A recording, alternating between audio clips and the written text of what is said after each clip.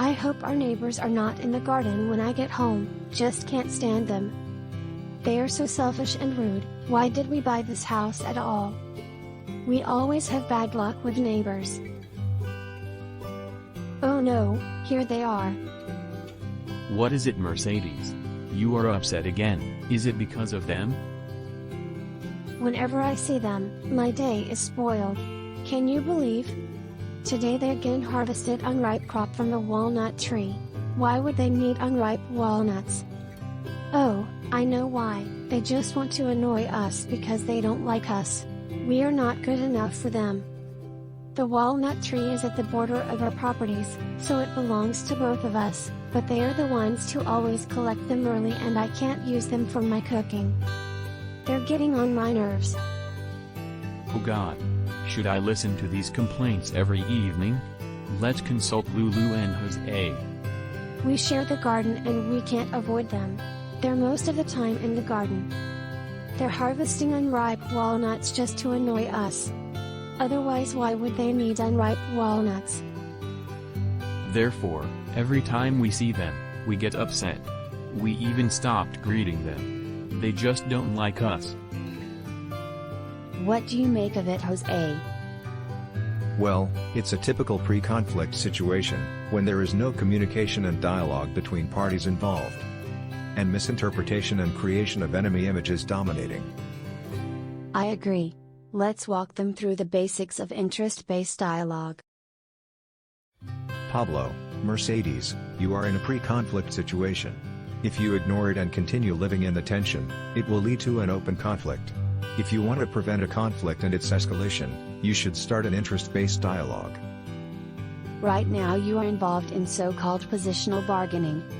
You are holding on to a fixed idea or position of what you want and arguing for it, not taking into consideration any underlying interests.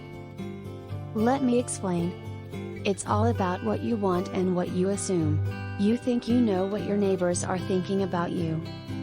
Then, you are making negative assumptions about them without checking any information or facts, and create an enemy image in your mind. In order for you to see clearly, we suggest taking a short trip to interest-based dialogue and find the key to solving your problem. Pablo, Mercedes, look. It's like a tip of an iceberg that can be seen. However, there is much larger part which can't be seen. You see only a small portion of a floating iceberg. These are your fixed ideas, desires and positions of what you want. Now have a look. How big is the volume of iceberg below the surface of the water? Exactly there. Very deep, you will find hidden interests, needs and reasons that are the key to solving your problem. In order to address your issues with your neighbors, first of all, forget about the enemy image created in your mind and start interest-based dialogue. Try finding out what are their interests, needs and reasons. Why they behave the way they do. Just ask a simple question. Why?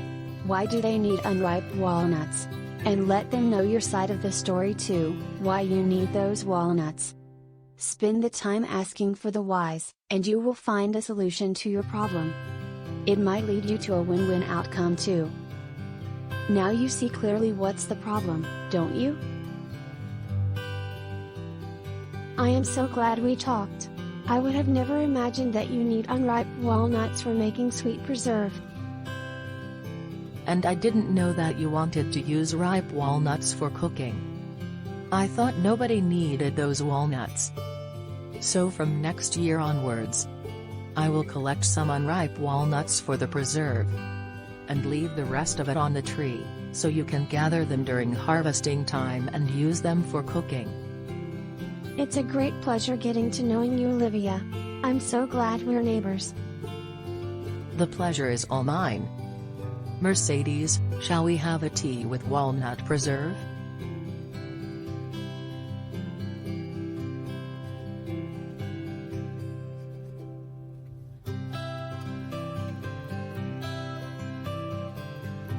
And don't forget to subscribe. Thank you. We also appreciate your comments and likes. Thank you.